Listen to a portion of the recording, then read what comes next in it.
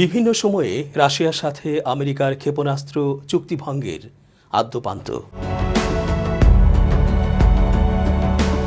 আসসালামু আলাইকুম সুপ্রিয় দর্শক, শুভেচ্ছা রইল।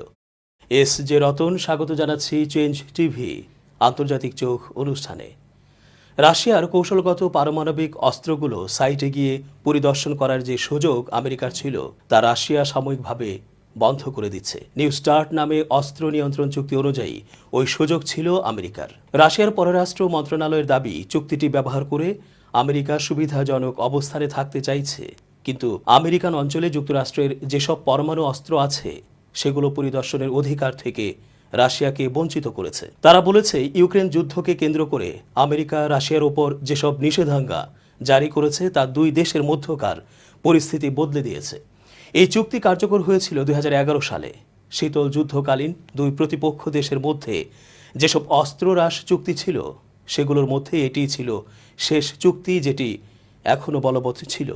এই চুক্তিতে বলা হয়েছিল, এই দুটি দেশ অস্ত্রের মুখে বসানোর জন্য সর্বোচ্চ 1550টি দূরপাল্লার পারমাণবিক বোমা রাখতে পারবে। রুশ মন্ত্রণালয় বলছে, চুক্তিতে বিশেষ পরিস্থিতি উল্লেখ করে যে শর্ত রাখা হয়েছিল সেটা ব্যবহার করেই এই চুক্তি তারা সাময়িকভাবে স্থগিত করেছে। রাশিয়া এই ঘোষণা করার এক সপ্তাহ আগেই মার্কিন প্রেসিডেন্ট জো বাইডেন বলেছিলেন, প্রেসিডেন্ট ভ্লাদিমির পুতিনের সঙ্গে নতুন একটি পরমাণু অস্ত্র চুক্তি সম্পাদনের কাজ করতে তিনি তৈরি আছেন। বর্তমান চুক্তিটির মেয়াদ 2026 সালে শেষ হয়ে যাবে। পারমাণবিক যুদ্ধ প্রতিহত করার লক্ষ্যে মার্কিন যুক্তরাষ্ট্র আর সাবেক সোভিয়েত ইউনিয়নের মধ্যে অস্ত্র হ্রাস করা নিয়ে বহু বছর ধরে আলোচনা চলার পর এই নিউ স্টার্ট অস্ত্র চুক্তি হয়। 2019-এর ফেব্রুয়ারির শুরুর কথা। ঠান্ডা যুদ্ধের স্মৃতি উস্কে আমেরিকার সঙ্গে 32 বছরের পুরনো ক্ষেপণাস্ত্র চুক্তি থেকে বেরিয়ে যাওয়ার কথা জানিয়েছিল রাশিয়াও। চুক্তির শর্ত ভঙ্গ করে একের পর এক পরমাণু অস্ত্রবাহী ক্ষেপণাস্ত্র বানাচ্ছে মস্কো। এই অভিযোগ তুলে সে সময় এই চুক্তি থেকে বেরিয়ে যায় আমেরিকা। এর ফলে বিপজ্জনক ক্ষেপণাস্ত্র নিয়ন্ত্রণে রাশিয়া আর আমেরিকার মধ্যে আর কোনো চুক্তি থাকল না, যা অনেককেই মনে করাচ্ছে ঠান্ডা যুদ্ধের স্মৃতি। সেই আশঙ্কাকে উস্কে দিয়ে দেশের জাতীয় টেলিভিশনে রুশ প্রেসিডেন্ট ভ্লাদিমির পুতিন হুঁশিয়ারি দিয়েছেন, শব্দের থেকে 5 গুণ দ্রুতগামী হাইপারসনিক ক্রুজ ক্ষেপণাস্ত্র বানানোর কাজ শুরু হবে খুব শীঘ্রই। সারা পৃথিবী জুড়ে রুশ মার্কিন অস্ত্র প্রতিযোগিতা এবং যে কোনো সময় যুদ্ধ লাগার আশঙ্কা থেকে বেরোতে 1987 সালে এই চুক্তিতে সই করেছিল রাশিয়া এবং আমেরিকা। আনুষ্ঠানিকভাবে এই চুক্তিকে ঠান্ডা যুদ্ধের অবসান বলে মনে করা হয়। মার্কিন প্রেসিডেন্ট রোনাল্ড রেগন এবং তদানীন্তন সোভিয়েত প্রেসিডেন্ট মিখাইল গর্বাচভের উদ্যোগে হওয়া এই চুক্তিতে ক্ষুদ্র এবং মাঝারি পাল্লার 500 কিলোমিটার থেকে 5500 কিলোমিটার সমস্ত পরমাণু অস্ত্রবাহী ক্ষেপণাস্ত্র নিষিদ্ধ করা হয়েছিল। চুক্তি সই করার 4 বছরের মধ্যেই স্বেচ্ছায় 2700 ক্ষেপণাস্ত্র ধ্বংস করেছিল রাশিয়া ও আমেরিকা। শুধু তাই নয়, একে অন্যের অস্ত্রাগার পরিদর্শন করার ক্ষমতাও দেওয়া হয়েছিল এই চুক্তিতে। পৃথিবী জুড়ে অস্ত্র প্রতিযোগিতায় লাগাম টানতে এই চুক্তির গুরুত্বপূর্ণ ভূমিকা থাকলেও গত কয়েক বছর ধরেই পরিস্থিতি বদলাতে শুরু করে। আমেরিকার অভিযোগ, চুক্তির শর্ত অমান্য করে একের পর এক পরমাণু অস্ত্রবাহী ক্ষেপণাস্ত্র বানিয়ে ফেলছে রাশিয়া। যদিও বরাবরই সেই অভিযোগ অস্বীকার করে এসেছে আমেরিকা। কিছুদিন আগেই নিজেদের বন্ধু দেশগুলোর গোষ্ঠী নেটোকে আমেরিকা কিছু নথি জমা দেয়। আমেরিকার দাবি, SSC-8 নামের একটি দূরপাল্লার ক্ষেপণাস্ত্র শুধু বানানোই নয়, নির্দিষ্ট জায়গায় সেটি বসিয়েও দিয়েছে রাশিয়া। গত ডিসেম্বরে 60 দিনের মধ্যে এই ক্ষেপণাস্ত্র নিয়ে ব্যবস্থা না নিলে চুক্তি থেকে বেরিয়ে যাওয়ার হুঁশিয়ারি দিয়েছিল আমেরিকা। সেই সময়সীমা শেষ হয়ে যাওয়ায় শুক্রবারই এই চুক্তি থেকে বেরিয়ে যায় আমেরিকা। এরপরই শনিবার রুশ প্রেসিডেন্ট ভ্লাদিমির পুতিন জানালেন, আমেরিকা এই চুক্তি থেকে বেরিয়ে যাওয়ার কথা জানিয়েছে, তাই আমরাও এই চুক্তি থেকে বেরিয়ে যাচ্ছি। ওদের শুভ বুদ্ধির উদয় হলে আলোচনায় বসতেই পারে। আমরা দরজা খোলা রাখছি। চুক্তি থেকে বেরিয়ে যাওয়ার পাশাপাশি আরও বেশ কিছু অত্যাধুনিক যুদ্ধাস্ত্র বানানোর কাজও শুরু করে দেয়া হবে বলে হুঁশিয়ারি দিয়েছেন রুশ প্রেসিডেন্ট। ক্যালিবার নামে যে অত্যাধুনিক রুশ ক্ষেপণাস্ত্র সমুদ্র থেকে উৎক্ষেপণ করা যায়, সেই ক্ষেপণাস্ত্রেরই অন্য আরেকটি মডেল যা ভূমি থেকে উৎক্ষেপণ করা যাবে, তার কাজ শুরু হবে বলে জানিয়েছেন পুতিন। পাশাপাশি শব্দের থেকে 5 গুণ বেশি গতিসম্পন্ন ক্রুজ ক্ষেপণাস্ত্র তৈরি করবে মস্কো। এমনটাই জানিয়েছেন রুশ প্রেসিডেন্ট। রাশিয়া ফের অত্যাধুনিক অস্ত্র বানাতে শুরু করলে তা ইউরোপের দেশগুলোর জন্য বিপজ্জনক, এমনটাই মত পররাষ্ট্র বিশেষজ্ঞদের। নেটো গোষ্ঠীভুক্ত দেশগুলোর তরফ থেকে জানানো হয়েছে, এইসব নতুন রুশ ক্ষেপণাস্ত্র অত্যন্ত গতিশীল, পরমাণু অস্ত্রবাহী এবং বোঝার আগেই ইউরোপের যে কোনো শহরে আঘাত হানতে পারে। উৎক্ষেপণের পর এক লহমায় তা পৌঁছে যেতে পারে গন্তব্যে। পরমাণু অস্ত্রবাহী হওয়ায় এই যুদ্ধাস্ত্র আরও বিপজ্জনক ইউরোপের দেশগুলোর কাছে। পশ্চিমা চাপ ও অর্থনৈতিক প্রতিকূলতা সত্ত্বেও এভাবেই নিজের সামরিক বাহিনীগুলোর আধুনিকায়নে সফল হয়েছে রাশিয়া।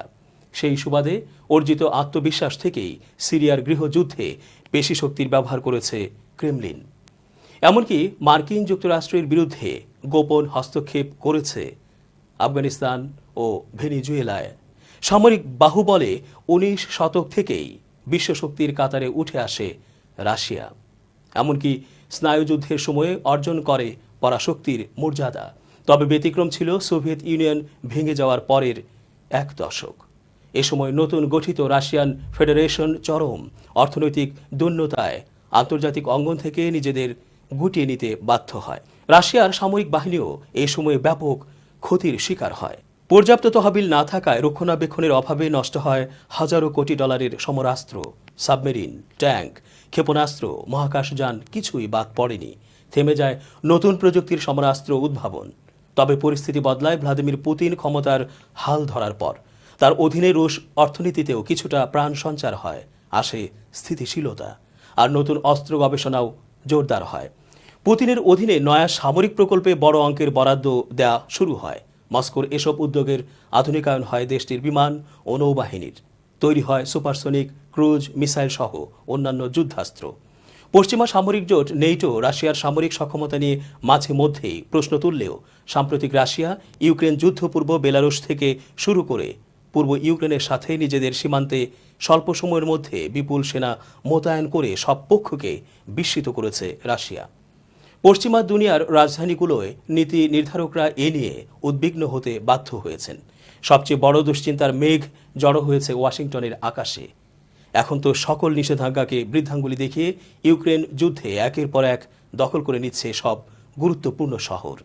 এর আগে সিরিয়ায় বাশার আল আসাদের সরকার পতন ঘটাতে বিদ্রোহী পক্ষগুলোকে অস্ত্র, অর্থ ও প্রশিক্ষণ দিয়ে সহায়তা করে পশ্চিমা বিশ্ব, তাদের আরব মিত্ররা এবং ইসরায়েল। অন্যদিকে আসাদ সরকার রক্ষায় এগিয়ে আসে রাশিয়া ও ইরান। এই যুদ্ধে নিজেদের তৈরি নতুনতম দূরপাল্লার হাইপারসনিক ক্ষেপণাস্ত্র ব্যবহার করে রাশিয়া। সিরীয় বিদ্রোহীরা তাতে বিপুল ক্ষয়ক্ষতির শিকার হয়। বিশেষজ্ঞরা মনে করেন রাশিয়া মিত্র আসাদ সরকারকে টিকিয়ে রাখার জন্য হস্তক্ষেপ করলেও সেই সুযোগে বিশ্বকে নিজেদের নতুন সামরিক প্রযুক্তির প্রমাণ দিয়ে তাক লাগায়। খোদ পশ্চিমা সেনা কর্মকর্তারাই তা স্বীকার করতে বাধ্য হচ্ছেন। ইউরোপে মোতায়েন করা মার্কিন সেনাদলের সাবেক সর্বাধিনায়ক লেফটেন্যান্ট জেনারেল বেন হজেস বলেন, কয়েক বছর আগের ওই সময়ে যখন রুশ ক্ষেপণাস্ত্র কাস্পিয়ান সাগরের উপর দিয়ে এসে সিরিয়ায় লক্ষ্যবস্তুতে আঘাত হানে তখন আমি বিস্মিত হয়েছিলাম। বিষয়টি বিব্রতকর, তাও স্বীকার করছি। বিস্মিত হওয়ার কারণ শুধু সক্ষমতার দিক থেকে নয়, রুশ নৌবহর সেখানে থাকার তথ্য আমাদের জানা ছিল না। পশ্চিমা চাপ ও অর্থনৈতিক প্রতিকূলতা সত্ত্বেও এভাবেই নিজের সামরিক বাহিনীগুলোর আধুনিকায়নে সফল হয়েছে রাশিয়া। যুক্তরাষ্ট্রের পর বিশ্বের দ্বিতীয় বৃহৎ বিমান বাহিনীর অধিকারী রাশিয়া। রুশ প্রতিরক্ষা মন্ত্রণালয়ের তথ্য মতে গত দশকে অত্যাধুনিক সুখি ৩৫ সহ আরও ১,০০০ বিমান যুক্ত হয়েছে বিমান বাহিনীতে। সুখি ৩৫ বর্তমানে প্রযুক্তিতে সেরা যুদ্ধ বিমানগুলোর একটি। রাশিয়ার মিত্র ও ইউক্রেনের আরেক প্রতিবেশী বেলারুশেও লড়াকু বিমানটি মোতায়েন করা হয়েছে। তাছাড়া বৃহদাকৃতির কৌশলগত বোমারু বিমান কেবল যুক্তরাষ্ট্র, চীন ও রাশিয়া এই তিনটি দেশের কাছেই রয়েছে। বিমান বাহিনীর মতোই যুক্তরাষ্ট্রের পর বিশ্বের দ্বিতীয় সেরা সমুদ্র শক্তি রুশ নৌবাহিনীর।